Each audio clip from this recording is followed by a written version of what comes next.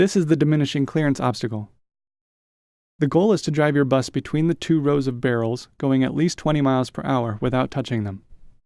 Making contact with any of the barrels will result in a deduction in points. You must also pass through the first set of barrels at a speed of at least 20 miles per hour. Going slower will cost you 25 points.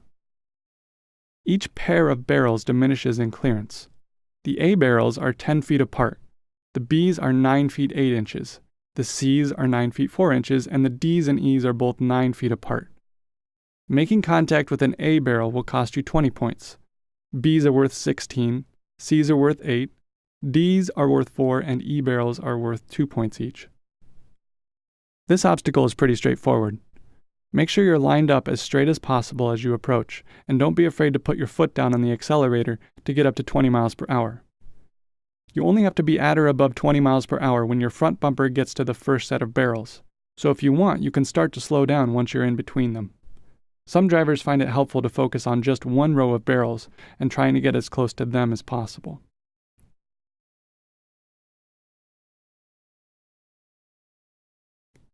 The diminishing clearance is almost always immediately followed by the judgment stop, which marks the end of the course. The goal is to stop with your front bumper within 6 inches of the judgment cone without touching it.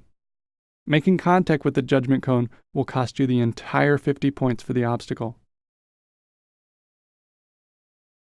If you stop further away from the cone, you will be deducted 1 point for each inch beyond 6.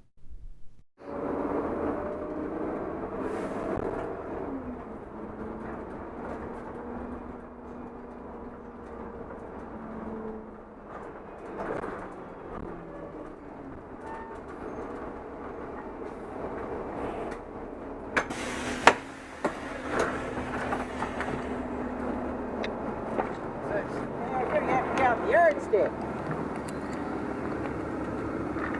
That's 7. Ah!